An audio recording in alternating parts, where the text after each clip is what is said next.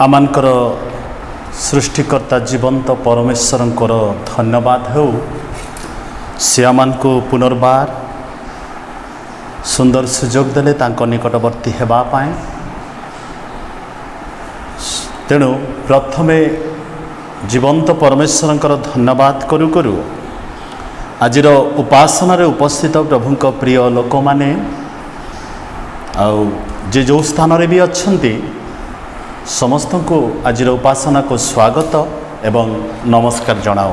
आसंतु आमने आजिर उपासना आरंभ करी प्रार्थना करिबा। महिमामय स्वर्गस्थ पिता, तुम पवित्र नामर धन्यवाद करुछु प्रभु। ए प्रकार घड़ी संधि मुहूर्त रे आमाने आजी जगत रे अच्छु। जगतर कौनसी स्थान रे मध्य सुरक्षा किंबा निरापत्ता नहीं।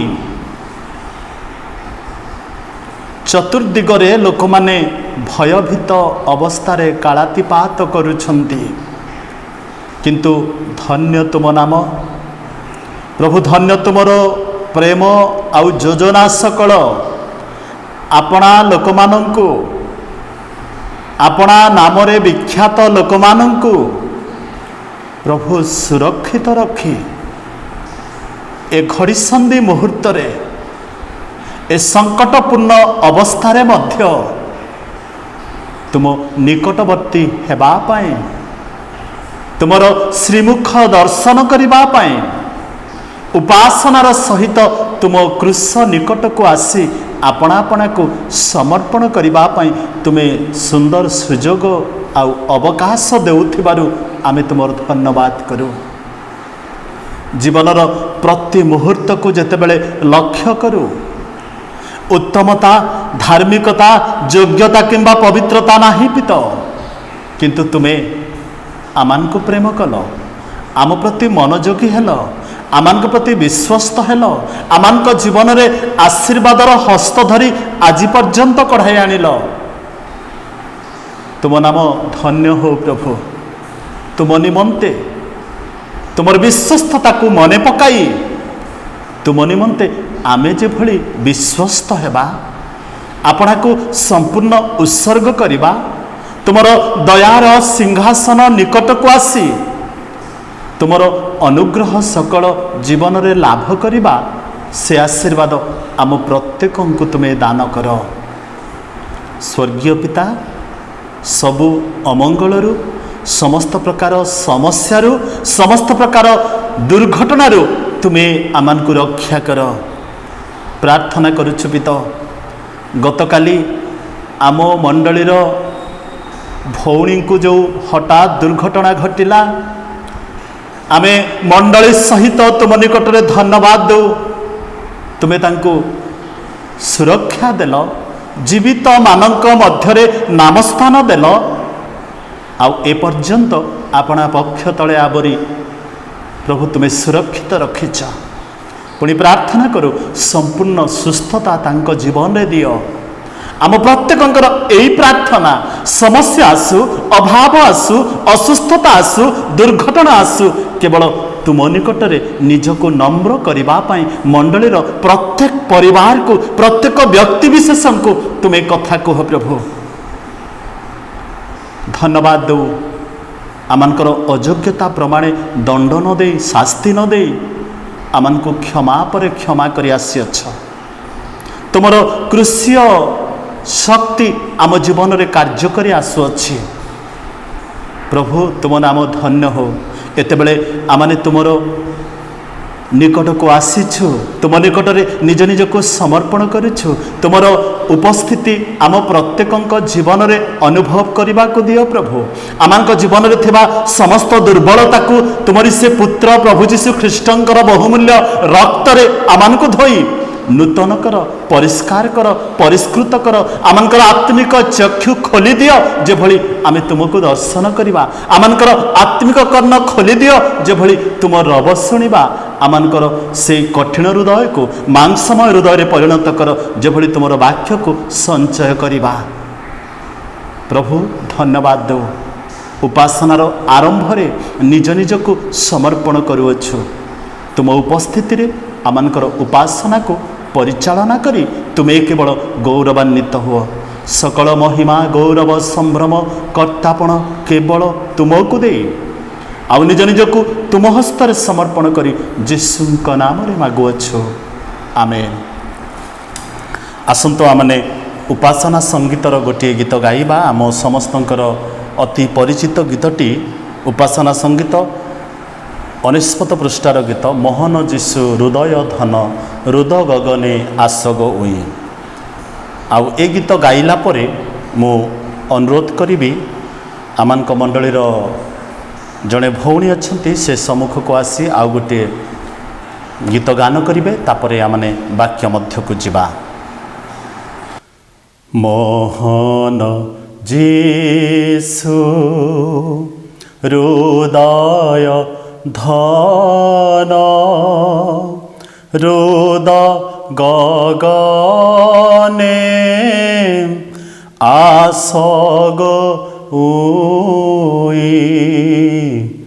मोहन जीशु कालीमा भरा हृदय मोर कालीमा भरा हृदय मोर चाहि बसिछि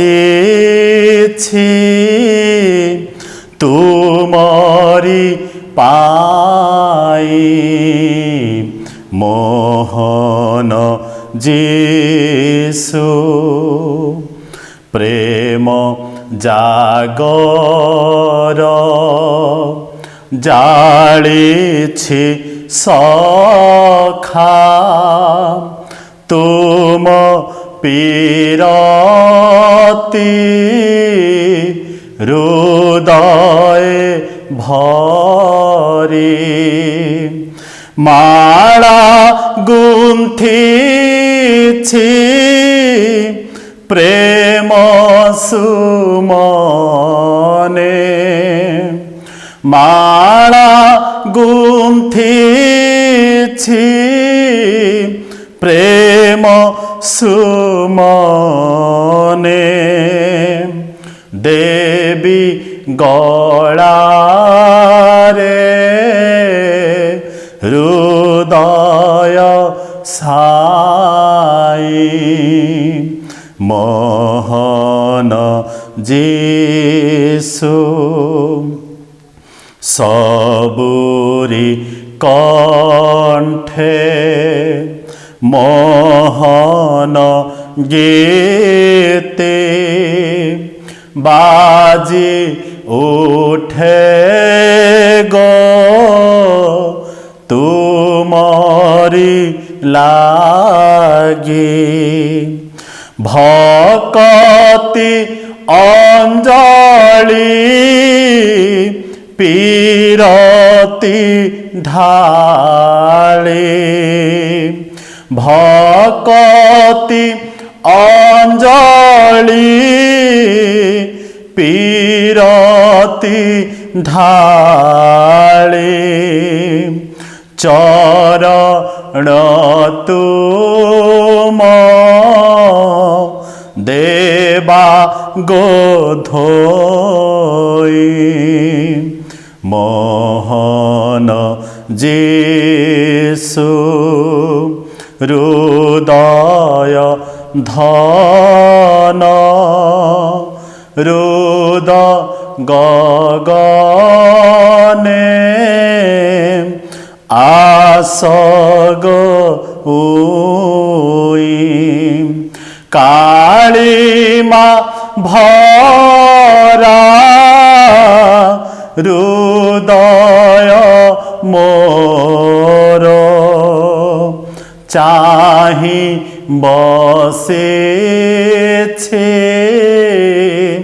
तुमरी पाए मोहन जेसु।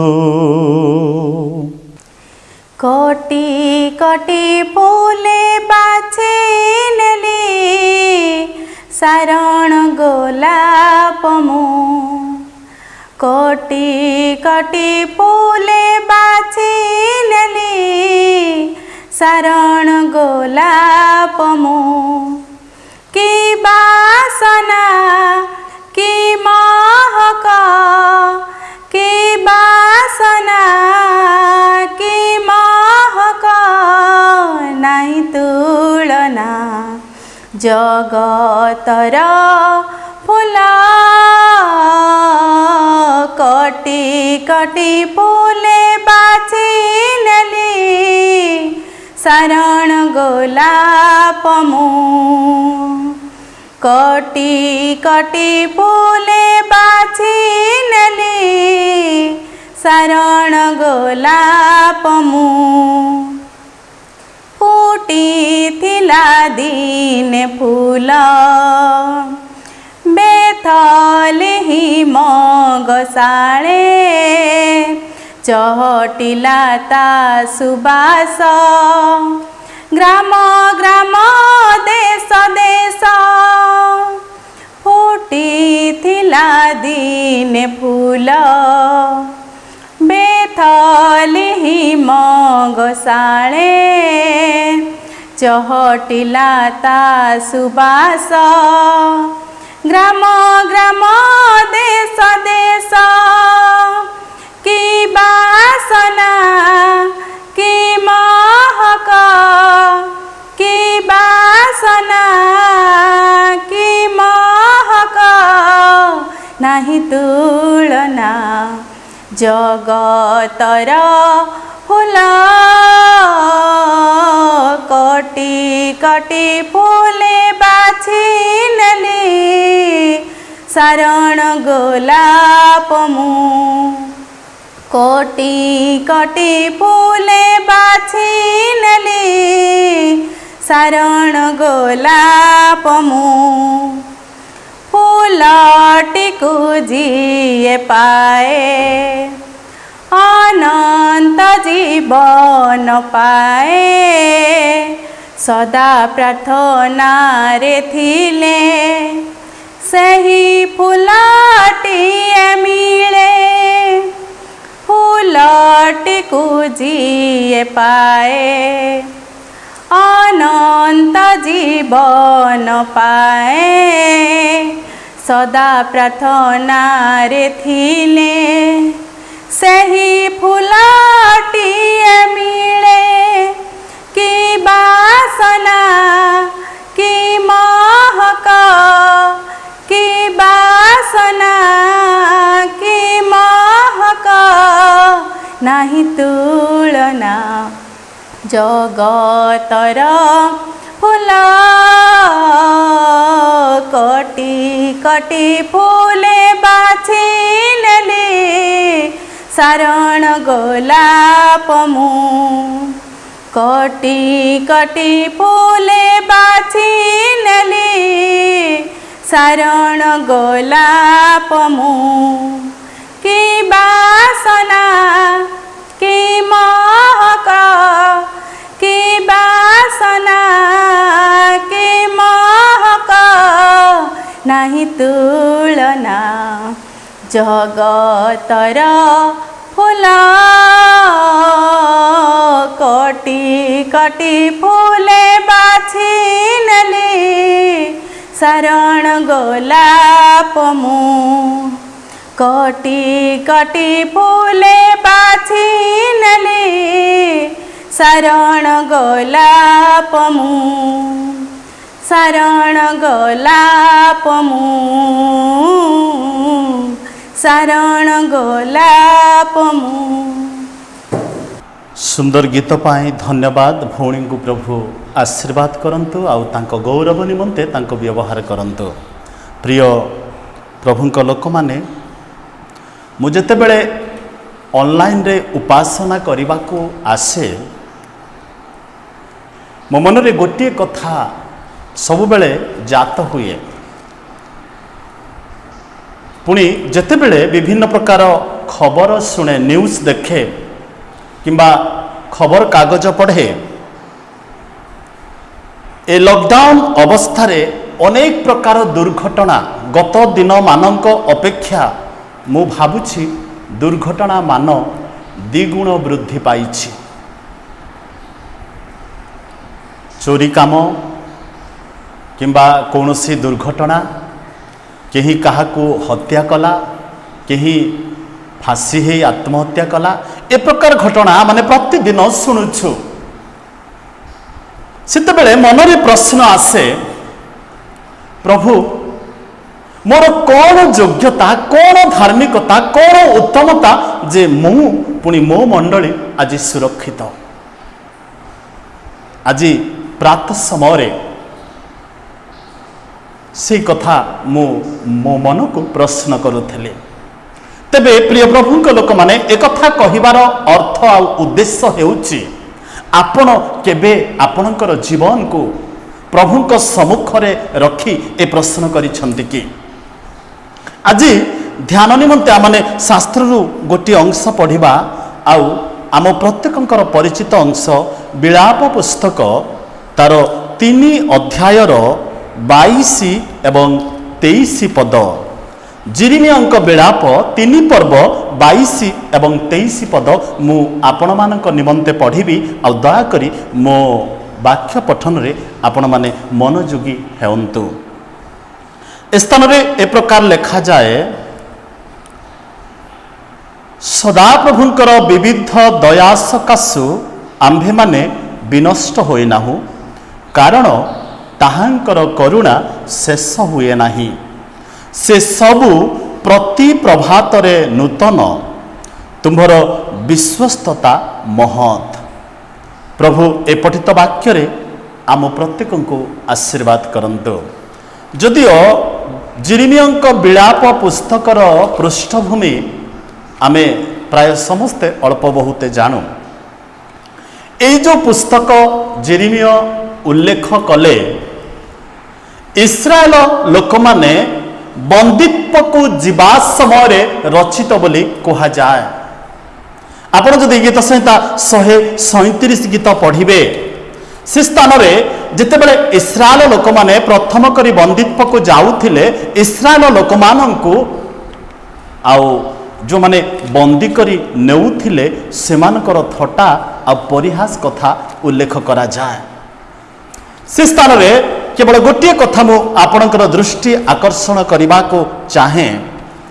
ଆମ୍ଭେମାନେ ବାବିଲୋନୀୟ ନଦୀମାନର ନିକଟରେ ବସି ରୋଦନ ନିକଟରେ ସିଓନକୁ ସ୍ମରଣ କଲାବେଳେ ସେଠାରେ ବସି ରୋଦନ କଲୁ। ଏଠି ଗୀତରଚକ କୁହନ୍ତି, ଯେତେବେଳେ ଇସ୍ରାଏଲ ଲୋକମାନେ ବନ୍ଦୀତ୍ୱ ଅବସ୍ଥାକୁ ଯାଇଥିଲେ ବା ବନ୍ଦୀ ହେଇକି ନିଆଯାଉଥିଲେ, ସେ ବାବିଲୋନୀୟ ନଦୀ ନିକଟରେ ବସି ସ୍ମରଣ କଲେ ସଦାପ୍ରଭୁଙ୍କ ଦୟାକୁ। କ'ଣ ସ୍ମରଣ କଲେ? ଆପଣମାନଙ୍କର ସମସ୍ତଙ୍କର ଯଥେଷ୍ଟ ଅନୁଭୂତି ବା ବାକ୍ୟ ଉପରେ ଜ୍ଞାନ ରହିଛି। ଯେତେବେଳେ ଇସ୍ରାଏଲ ଲୋକମାନେ ମିଶରରେ ବାସ କରୁଥିଲେ, ଠିକ୍ 30 ବର୍ଷ ସେମାନଙ୍କର ଜୀବନ ଆଉ ସମୟକୁ ଅତି ଆନନ୍ଦର ସହିତ ଉପଭୋଗ କଲେ, ଯେଉଁ ପର୍ଯ୍ୟନ୍ତ ଯୋସେଫ ଜୀବିତ ଥିଲେ। ଆଉ ଯୋସେଫଙ୍କର ମୃତ୍ୟୁ ପରେ ଇସ୍ରାଏଲ ଲୋକମାନଙ୍କର ଜୀବନରେ ସମସ୍ୟା ଆରମ୍ଭ ହେଇଗଲା। ସେଥିପାଇଁ ସେମାନେ ସଦାପ୍ରଭୁଙ୍କୁ ସ୍ମରଣ କରୁଛନ୍ତି ଯେ, ପ୍ରଭୁ ଆମେ ହୁଏତ କିଛି ଭୁଲ କରିଛୁ, ଯେଉଁଥିପାଇଁ ଆଜି ଆମକୁ ଦଣ୍ଡ ଭୋଗିବାକୁ ପଡ଼ୁଛି। ହେଲେ ମନୁଷ୍ୟ, ସବୁ ଜୀବ ମଧ୍ୟରୁ ମନୁଷ୍ୟ ପରି ବିଶ୍ୱାସଘାତକ ଆଉ କୌଣସି ଜୀବ ନୁହନ୍ତି ପୃଥିବୀରେ। ସେମାନେ ପରମେଶ୍ୱରଙ୍କର ସେ ଆଶ୍ଚର୍ଯ୍ୟ ଶକ୍ତିକୁ ମନେ ପକାଉଛନ୍ତି, ପରମେଶ୍ୱରଙ୍କ ନିକଟରେ ସମର୍ପିତ ହେଉଛନ୍ତି, କିନ୍ତୁ ଅଳ୍ପ ସମୟ ପରେ ଆଉ ପରମେଶ୍ୱରଙ୍କର ଦୟାକୁ ଜୀବନରେ ଭୁଲି ଯାଉଛନ୍ତି। ତେଣୁ ସେମାନଙ୍କ ଜୀବନରେ ଆଉ ଥରେ ପାପ କରିବାକୁ ପଛାଉନାହାନ୍ତି। ତେବେ ପ୍ରଶ୍ନ ଉଠେ, ଆମେ ଆଜି ସୁରକ୍ଷିତ, ଆମ ପରିବାର ଆଜି ସୁରକ୍ଷିତ, ଆମ ମଣ୍ଡଳୀ ଆଜି ସୁରକ୍ଷିତ କୋଉଥିପାଇଁ? ଆପଣ କ'ଣ ଭାବନ୍ତି କି ଆପଣଙ୍କ ପରିବାର ଗୋଟିଏ ଧାର୍ମିକ ପରିବାର, ପ୍ରଭୁ ଭୟର ପରିବାର? କର୍ଣ୍ଣିଲିୟଙ୍କ ବିଷୟରେ ଲେଖାଯାଏ ପ୍ରେରିତ ପୁସ୍ତକରେ, ସେ ସପରିବାରରେ ଈଶ୍ୱର ଭକ୍ତ ଥିଲେ। ଈଶ୍ୱରଙ୍କୁ ସମ୍ପୂର୍ଣ୍ଣ ପରିବାର ସହିତ ସେମାନେ ଭୟ କରୁଥିଲେ।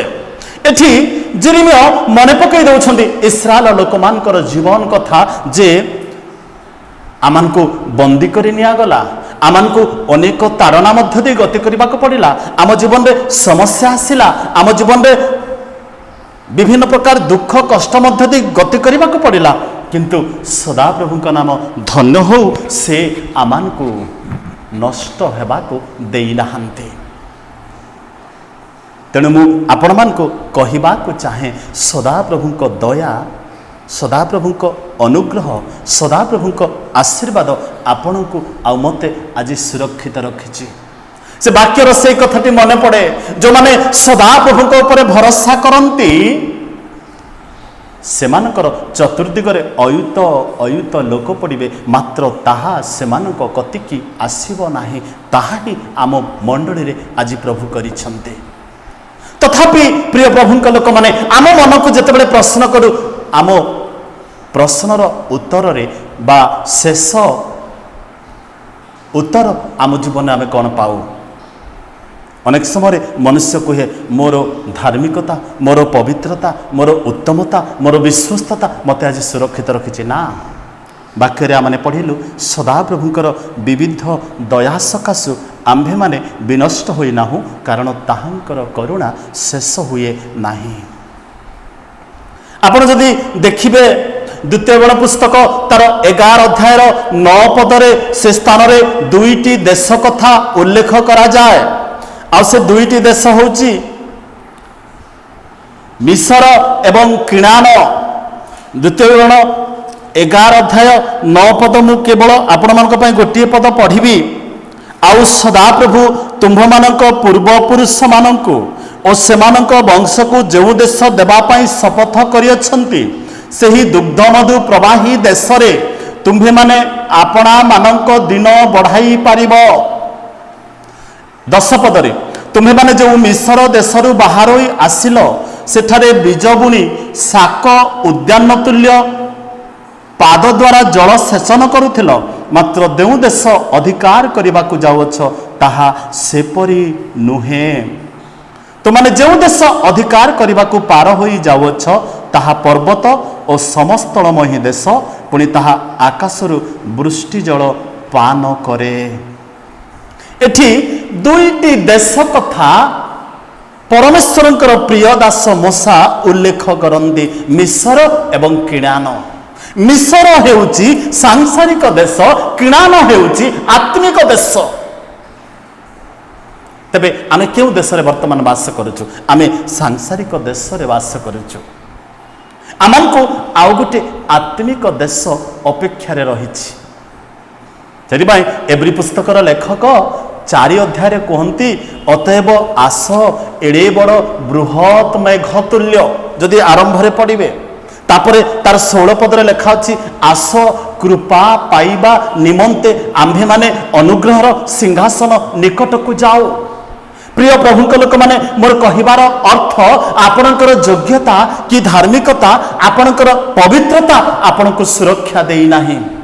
ପ୍ରତିଦିନ ଆମେ ଯେଉଁ ମଣ୍ଡଳୀରେ ବର୍ତ୍ତମାନ ବାସ କରୁଛୁ, ପ୍ରତିଦିନ ଆମେ ଶୁଣୁଛୁ ଯେ ଜଳେଶ୍ୱରରେ ପଜିଟିଭ୍ ବାହାରିଲେ, ଆମ ଆଖପାଖରେ ବାହାରିଲେ, କିନ୍ତୁ ହାତୀଗଡ଼କୁ ପ୍ରଭୁ ଆପଣାର ହସ୍ତ ପ୍ରସାରି ସୁରକ୍ଷିତ ରଖିଛନ୍ତି।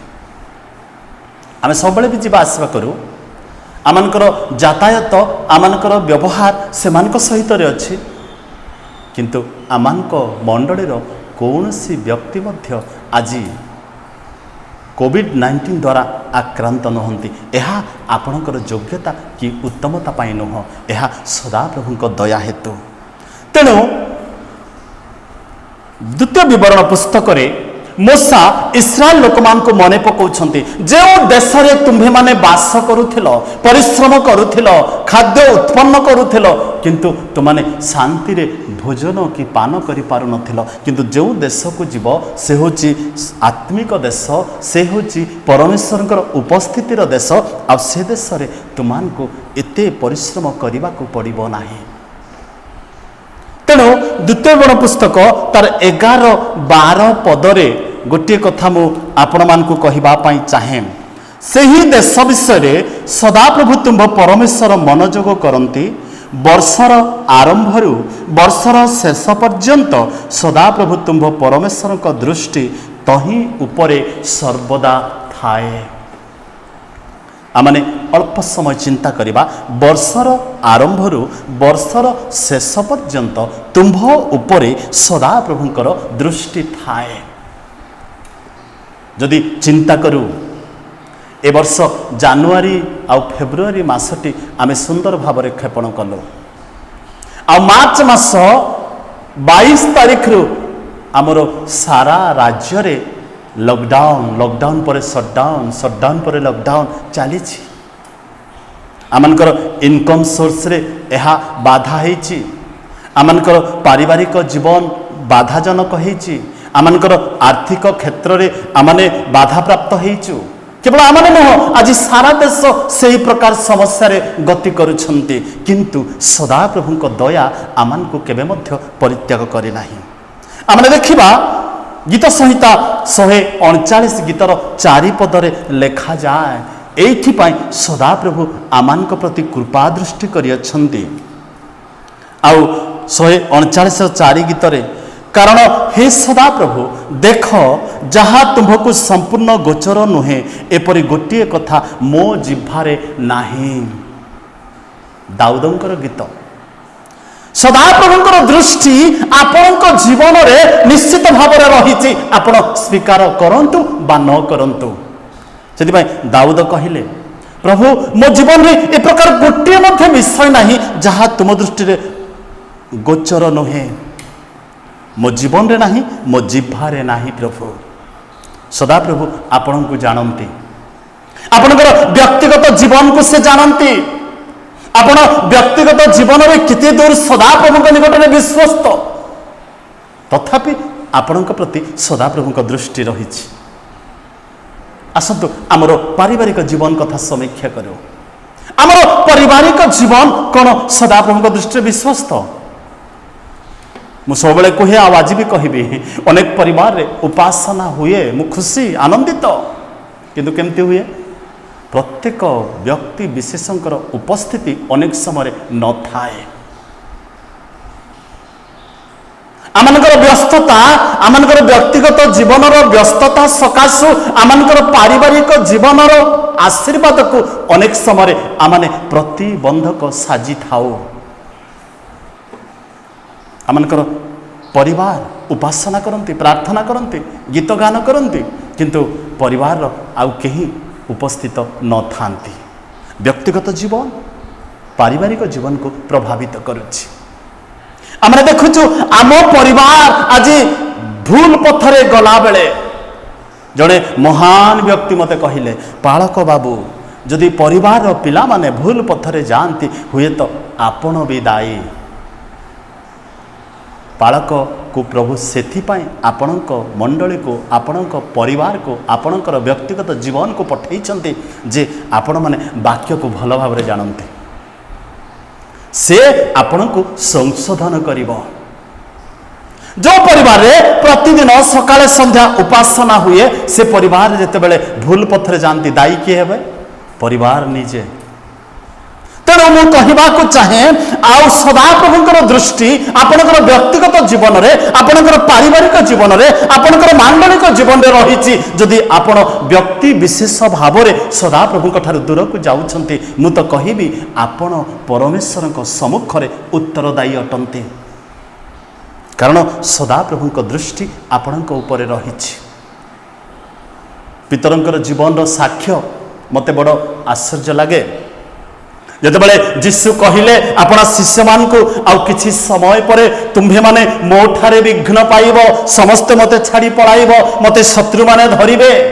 ପିତର କହିଲେ ପ୍ରଭୁ ସମସ୍ତେ ଆପଣଙ୍କ ଠାରେ ବିଘ୍ନ ପାଇବେ, କିନ୍ତୁ ଆବଶ୍ୟକ ପଡ଼ିଲେ ମୁଁ ଆପଣଙ୍କ ପାଇଁ ଜୀବନ ମଧ୍ୟ ଦେଇଦେବି। ବ୍ୟକ୍ତିଗତ ଜୀବନର ସାକ୍ଷ୍ୟକୁ ଆମେ ଦେଖୁଛୁ। ଯୀଶୁ କହିଲେ ତୁମେ ଭୁଲ କହିଲ, ଆଜି ରାତିରେ କୁକୁଡ଼ା ଡାକିବା ପୂର୍ବରୁ ତୁମେ ମୋତେ ଜାଣ ନାହିଁ ବୋଲି 3 ଥର ସ୍ୱୀକାର କରିବ। ଜାଣ ନାହିଁ ବୋଲି 3 ଥର ସ୍ୱୀକାର କରିବ। ପ୍ରିୟ ପ୍ରଭୁଙ୍କ ଲୋକମାନେ, ଆଜି ଆମଙ୍କର ପରିବାରରେ ସଦାପ୍ରଭୁଙ୍କର ଦୃଷ୍ଟି ରହିଛି। ସଦାପ୍ରଭୁ ଆମଙ୍କର ବ୍ୟକ୍ତିଗତ ଜୀବନକୁ ଜାଣନ୍ତି, ଆମଙ୍କର ପାରିବାରିକ ଜୀବନକୁ ଜାଣନ୍ତି, ତଥାପି ଆମେ ପରମେଶ୍ୱରଙ୍କ ନିକଟବର୍ତ୍ତୀ ହେବାରୁ ଅନେକ ସମୟରେ ବଞ୍ଚିତ ହେଉ। ତେଣୁ ଆମମାନେ ଏ ସକଳ ଆଶୀର୍ବାଦ ପାଇବା ପାଇଁ ଆମଙ୍କର ଯୋଗ୍ୟତା ନାହିଁ। କେବଳ ସଦାପ୍ରଭୁଙ୍କର ବିବିଧ ଦୟା ଆମକୁ ଆଜି ପର୍ଯ୍ୟନ୍ତ ସୁରକ୍ଷିତ ରଖିଛି। ତେଣୁ ବାକ୍ୟରେ ଲେଖାଯାଏ ତାହାଙ୍କର ଚକ୍ଷୁ ସର୍ବଦା ନିରୀକ୍ଷଣ କରଇ। ସଦାପ୍ରଭୁ ଆପଣଙ୍କର ପ୍ରତି ସଦାପ୍ରଭୁଙ୍କର ଦୃଷ୍ଟି ରହିଛି, ଆଉ ତାହାଙ୍କ ଚକ୍ଷୁ ସର୍ବଦା ନିରୀକ୍ଷଣ କରନ୍ତି। ଦାଉଦ ଗୋଟେ କଥା କହିଲେ, ମୁଁ ଯେଉଁଠିକି ଯାଏ ପ୍ରଭୁ ତୁମର ଉପସ୍ଥିତି ସେ ସ୍ଥାନରେ, ତୁମ ସମ୍ମୁଖରେ ମୁଁ କୋଉଠି ଲୁଚିବି। ଆମ ପ୍ରତ୍ୟେକଙ୍କର ଜୀବନ ଏ ପ୍ରକାର ସାକ୍ଷ୍ୟମୟ ହେବା ଆବଶ୍ୟକ। ପ୍ରିୟ ପ୍ରଭୁଙ୍କ ଲୋକମାନେ, ଅନେକ ବର୍ଷର ଖ୍ରୀଷ୍ଟିଆନ ମାନେ ଉପାସନା କରୁ, ପ୍ରଭୁଙ୍କ ନିକଟକୁ ଆସୁ, ବାକ୍ୟ ଶୁଣୁ, ଆମମାନଙ୍କର ପାରିବାରିକ ଜୀବନରେ ପ୍ରାର୍ଥନାର ଜୀବନ ରହିଛି। ସେଥିପାଇଁ ଲେଖାଗଲା ସ୍ତ୍ରୀ ଲୋକ ଆପଣା ଗର୍ଭଜାତ ପୁତ୍ରଙ୍କୁ ସ୍ନେହ ନ କରି କି ଆପଣା ସ୍ତନ୍ୟପାୟୀ ଶିଶୁକୁ ପାଶୋରି ପାରିବ? ହଁ, ଏମାନେ ପାଶୋରି ପାରନ୍ତି, ତଥାପି ଆମ୍ଭେ ତୁମ୍ଭକୁ ପାଶୋରିବା ନାହିଁ। ତାର ଗୀତ ଯିଶାୟା ପୁସ୍ତକ 49 ପର୍ବର ମୁଁ 15 ପଦ ପଢ଼ିଲି। ଏଠି ଯିଶାୟା କହୁଛନ୍ତି ସ୍ତ୍ରୀ ଲୋକ ଆପଣା ଗର୍ଭଜାତ ସନ୍ତାନକୁ କି ଭୁଲିପାରେ? ଉତ୍ତରରେ କହୁଛନ୍ତି ହଁ, ପାଶୋରି ବି ଯାଇପାରେ। ମାତ୍ର 16 ପଦରେ ଦେଖ, ଆମ୍ଭେ ଆପଣା ହସ୍ତଦ୍ୱୟର ପାପୁଲିରେ ତୁମ୍ଭର ଆକୃତି ଲେଖିଅଛୁ, ତୁମ୍ଭର ପ୍ରାଚୀର ସର୍ବଦା ଆମ୍ଭ ସମ୍ମୁଖରେ ଅଛି। ସଦାପ୍ରଭୁଙ୍କର ଚକ୍ଷୁ ସର୍ବଦା ନିରୀକ୍ଷଣ କରନ୍ତି ଆପଣଙ୍କର ବ୍ୟକ୍ତିଗତ ଜୀବନକୁ, ଆପଣଙ୍କର ପାରିବାରିକ ଜୀବନକୁ, ଆପଣଙ୍କର ମାଣ୍ଡଳିକ ଜୀବନକୁ। ବାକ୍ୟରେ ଆମେ ଦେଖିଲୁ ଯିଶାୟା ପୁସ୍ତକ 49ର 15 ଏବଂ 16 ପଦରେ ଦରକାର ପଡ଼ିଲେ ମା ବି ଆପଣା ସନ୍ତାନକୁ ଭୁଲି ଯାଇପାରେ, ମାତ୍ର ସଦାପ୍ରଭୁ କେବେ ଭୁଲନ୍ତି ନାହିଁ। ପ୍ରିୟ ପ୍ରଭୁଙ୍କ ଲୋକମାନେ, ସେଥିପାଇଁ ବର୍ଷର ଆରମ୍ଭରୁ ବର୍ଷର ଶେଷ ହେବାକୁ ଗଲାଣି ପ୍ରଭୁ ଆମ ଜୀବନରେ ସୁରକ୍ଷା ଦେଇଛନ୍ତି, ଆଉ ଆମମାନଙ୍କୁ କୋଭିଡ୍-19ର କୌଣସି ସ୍ପର୍ଶତା ମଧ୍ୟ ହେବାକୁ ଦେଇନାହାନ୍ତି। ତେବେ ଆଉ କେତେ ଦିନ ଆମମାନଙ୍କର ଜୀବନକୁ ସ୍ୱାଧୀନ ଭାବରେ ଗତି କରିବା? ତେଣୁ ବାକ୍ୟରେ ଲେଖା ଅଛି ଏବେ ହିଁ ଶୁଭ ସମୟ, ଏବେ ହିଁ ପରିତ୍ରାଣର ଦିନ, ଆସନ୍ତୁ ପରମେଶ୍ୱରଙ୍କ ନିକଟକୁ ଯିବା। ତେଣୁ ଗୀତରଚକ ଦାଉଦ କହିଲେ 103 ଗୀତର 4 ପଦରେ ସେ ବିନାଶରୁ ତୁମ୍ଭ ଜୀବନ ମୁକ୍ତ କରନ୍ତି, ସେ ସ୍ନେହପୂର୍ଣ୍ଣ କରୁଣା ଓ ଦୟାରୂପ ମୁକୁଟରେ ତୁମ୍ଭକୁ ଭୂଷିତ କରନ୍ତି। କାରଣ ସଦାପ୍ରଭୁଙ୍କର ଚକ୍ଷୁ ସର୍ବଦା ଆପଣଙ୍କ ଉପରେ ନିରୀକ୍ଷଣ କରନ୍ତି। ସଦାପ୍ରଭୁଙ୍କର ଦୃଷ୍ଟି ଆପଣଙ୍କ ଉପରେ ଅଛି, ସଦାପ୍ରଭୁଙ୍କର ଚକ୍ଷୁ ସର୍ବଦା ସେ ଆପଣଙ୍କ ଉପରେ ନିରୀକ୍ଷଣ କରନ୍ତି। ସେଥିପାଇଁ ଗୀତ 103 ଗୀତର 4 ପଦରେ ମୁଁ ପଢ଼ୁଥିଲି, ସେ ସ୍ନେହପୂର୍ଣ୍ଣ କରୁଣା ଓ ଦୟାରୂପ ମୁକୁଟରେ ତୁମ୍ଭକୁ ଭୂଷିତ କରନ୍ତି। ଆଉ 5 ପଦରେ ଅତି ସୁନ୍ଦର କଥା ଲେଖାଯାଏ, ସେ ଉତ୍ତମ ବସ୍ତୁରେ ତୁମ୍ଭର ମୁଖ ତୃପ୍ତ କରନ୍ତି, ତହୁଁ ଉତ୍କୃଷ ପକ୍ଷୀ ନ୍ୟାୟ ତୁମ୍ଭର ନୂତନ ଯୌବନ ହୁଏ। ସଦାପ୍ରଭୁଙ୍କର ଦୃଷ୍ଟି ନଥିଲେ ଆପଣ ଏ ଲକଡାଉନ ସମୟରେ, ସଟ୍ଡାଉନ୍ ସମୟରେ ଆପଣଙ୍କ ପରିବାରକୁ ପ୍ରତିପୋଷଣ କରିବା ପାଇଁ ଆପଣଙ୍କର ଦକ୍ଷତା ନଥିଲା। ପ୍ରିୟ ପ୍ରଭୁଙ୍କ ଲୋକମାନେ, କେହି ବି କହିପାରିବେ ନାହିଁ ଯେ ମୋର ଧନ ସକାଶେ ଆମେ ସୁରକ୍ଷିତ। ତାହେଲେ ଈଶ୍ୱରଙ୍କର ବାକ୍ୟ କୁହେ, ବଳବାନ ଆପଣା ବଳରେ ଦର୍ପଣ କରୁ, ଜ୍ଞାନବାନ ଆପଣା ଜ୍ଞାନରେ ଦର୍ପଣ କରୁ, ଧନବାନ ଆପଣା ଧନରେ ଦର୍ପଣ କରୁ। ଦର୍ପ କେଉଁଥିରେ କରୁ? ପ୍ରଭୁଙ୍କୁ ଚିହ୍ନେ ଆଉ ଜାଣେ ବୋଲି ଦର୍ପ କରୁ।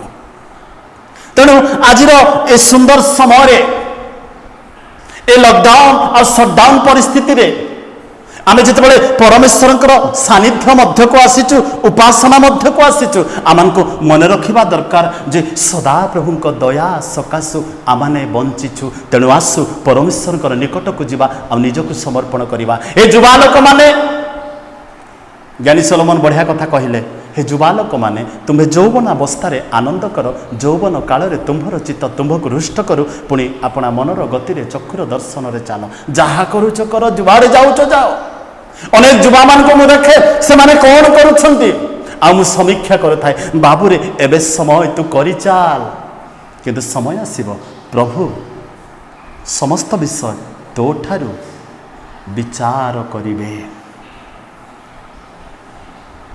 यौवन समय बड़ केवल क्षणिक समय धनर सामर्थ्य केवल अल्प दिन ज्ञान मध्य अल्प दिन जो आम वृद्ध हो लोके कहती वृद्ध हो गला परे वयोज्येष्ठ हो गला परे छोट छुआ मानक परि आचरण करने को लागती तेणु ज्ञान मध्य दिने स्खलित हेब बुद्धि मध्य दिने हजिजीव आ बल मध्य दिने दुर्बल परिणत हेब किंतु गोटे विषय आपण को सुरक्षित रखिब ताहा होची सदा प्रभु दया।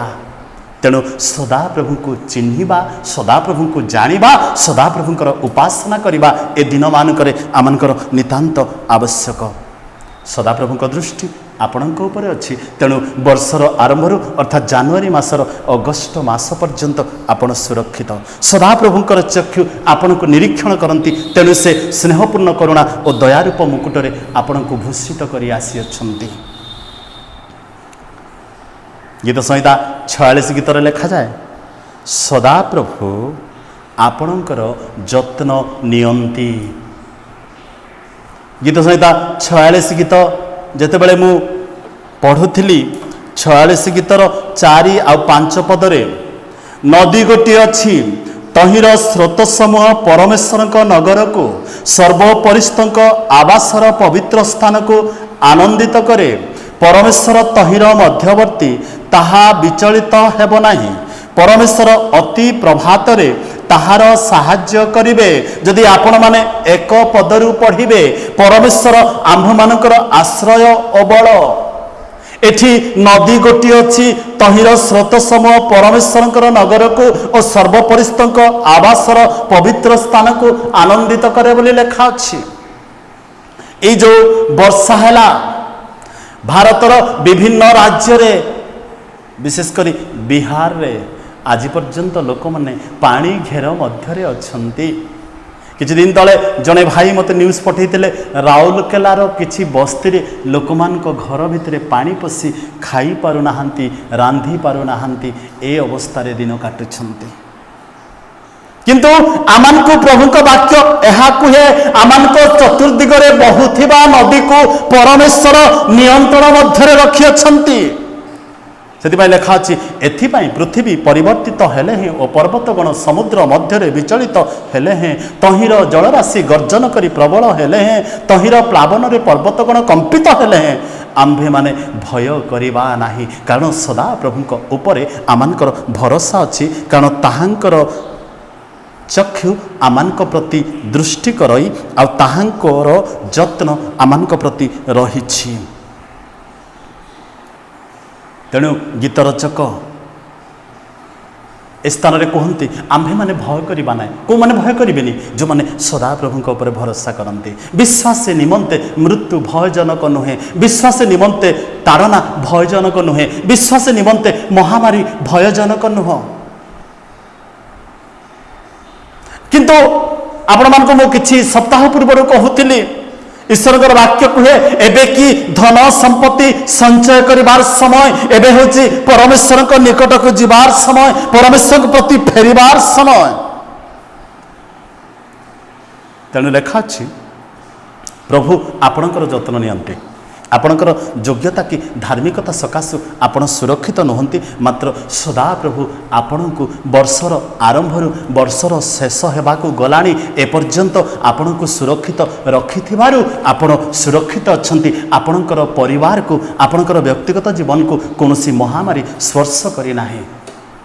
तेणु जिरिमिया कहले जदि आमने बंदित्व हो गलु बंदित्व करी आमन को नियागला आमन को ताड़ना करागला आमने जिते बंदी हो जाऊथिलु आमन को केते टर्चर करागला। से 37 गीतरे आम्भे माने बाबिलोनिय मानर नदी निकटरे बसी स्मरण कला बेले रोदन कलु। इस्राएल लोक माने बंदी हो गला बेले से विजातीय राजा से थटा परिहास करी कहउछंती तुमे गोटे प्रभु को गीत गाओ ना तुमे टिके नाच करो ना तुमे टिके झांझ बजाओ ना आमे सुनिबा प्रभु को पाई ताड़ना। आपण माने कोन प्रभु को पाई ए प्रकार ताड़ना मध्य दी जाइछंती जदि आपणक जीवन रे जदि से प्रकार समस्या आसे हुए तो आपण माने मु प्रभु को लोक नुह बोली कहिबा पाई मु भाबे पछगुंचा देबे नाही। तेणु ईश्वर वाक्य लेखा अच्छी सदाप्रभु को दृष्टि आपण प्रति रही आ सदाप्रभु को चक्षु सर्वदा आपण प्रति निरीक्षण करती आ सदाप्रभु आपणकर जत्न नियंती। जिसाय पुस्तक 46 रो 4 पदरे गोटे कथा लेखा अच्छी पुणी आम्भे तुम्भ मानकर वृद्धावस्था पर्यंत सही अटु और पक्व केश पर्यंत ही आम्भे तुम्भ मानक बहिबा आम्भे निर्माण करियछु और आम्भे बहिबा हाँ आम्भे बहिबा और उद्धार करिबा लेखा अछि पक्व केश पर्यंत आम्भे सही अटु वाक्य लेखा गला। जीशु ख्रीष्ट काली आज चिरकाल समान अटंती ताहांकर परिवर्तन नाही सदाप्रभु अपरिवर्तनीय परमेश्वर अटंती। परिवर्तन आमर होछि आज बलवान अच्छु काली दुर्बल हेबा आज मूर्ख अच्छु काली ज्ञानी हेबा आज धनवान अच्छु आमनकर धन दिने चली जीव किंतु सदा प्रभु सबु बेले समान। प्रिय प्रभु लोक माने एबर समय नुह आपण मानकर धन वृद्धि करिबा एबर समय नुह आपण मानकर संपूर्ण परिवार रोजगार करी वृद्धि साधन करिबा आर्थिक क्षेत्र में वर्तमान समय होची सदा प्रभु को निकट को फेरिबा।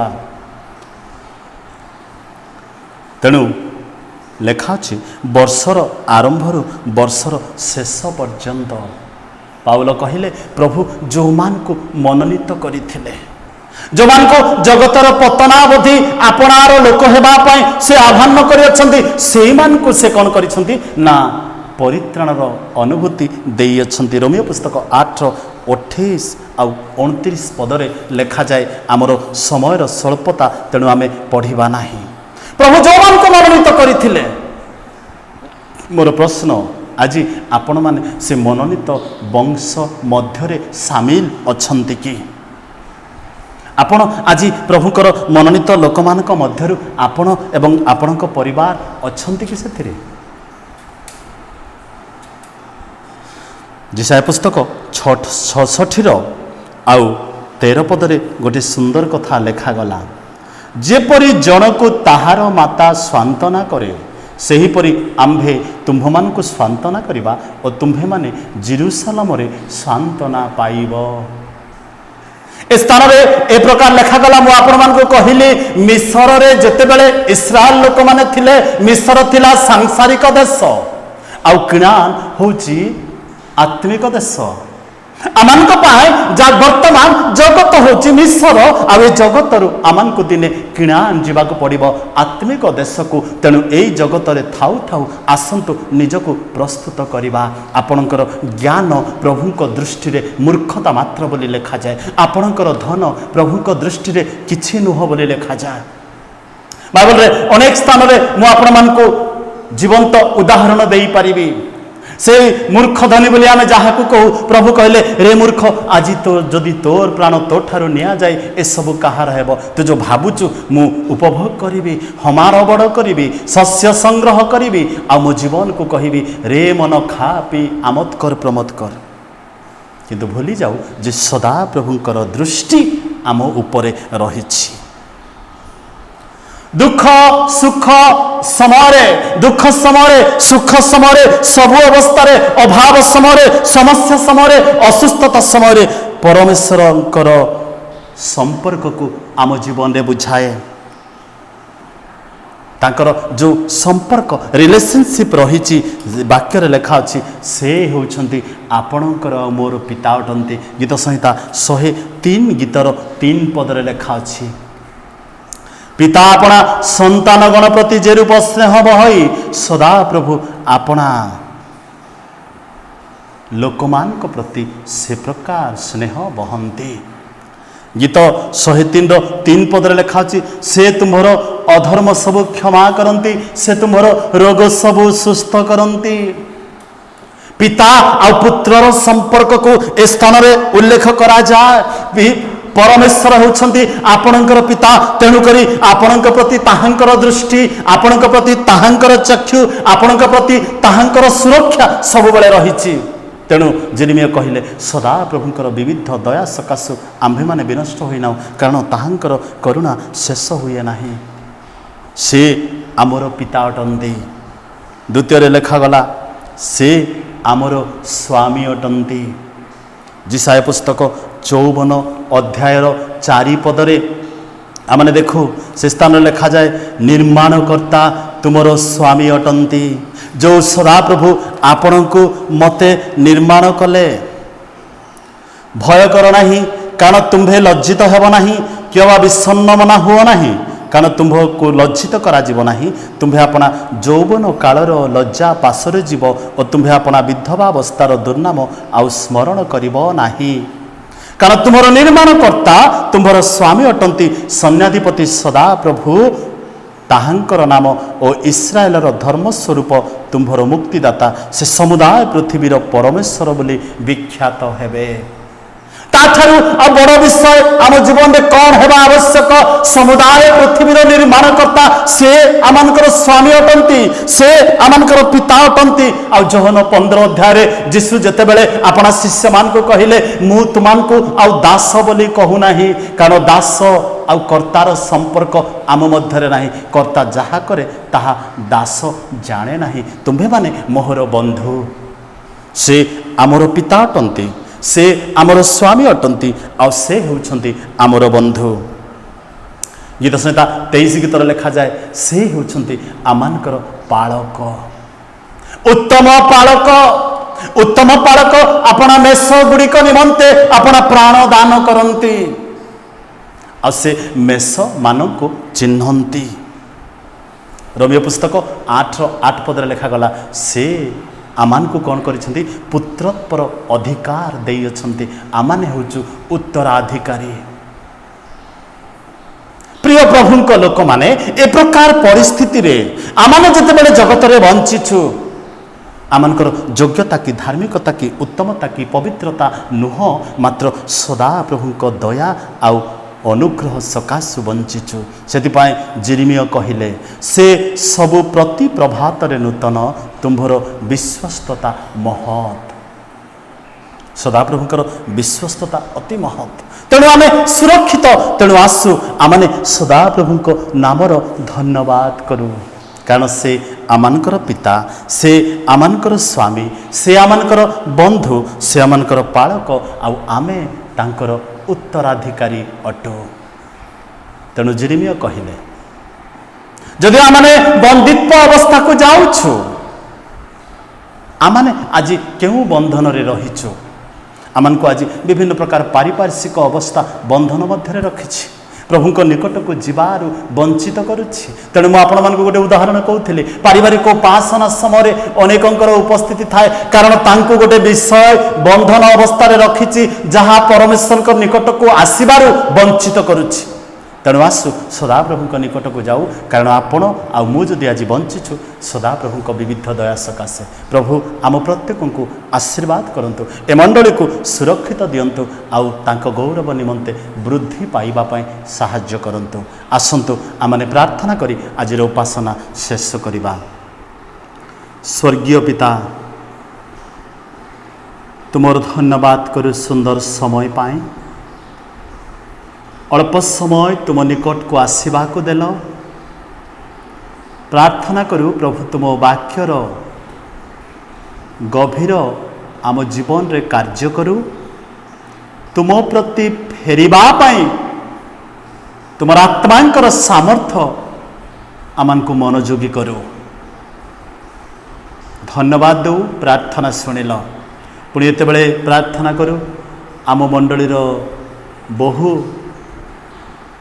कमल दासंकर सहधर्मिणी प्रभु से कटक रे चिकित्साधीन अवस्था अच्छे तांकर जो अस्त्रोपचार करागला प्रभु आमे तुम निकट रे प्रार्थना करिथिलु ताहा कुशल रे करिबा पई तुमे अनुग्रह कल आवश्यक समस्त विषय तुम्हें जोगाइल पुणी प्रार्थना करू तांको संपूर्ण सुस्थता दे तांको जीवन दे तांको परिवार मध्य दे तुम्हें गौरवान्वित हो मंडली को प्रभु तुम्हें आशीर्वाद कर वयोज्येष्ठ लोक मान को प्रभु तुम्हें सुस्थता सुरक्षा दे दीर्घायु दियो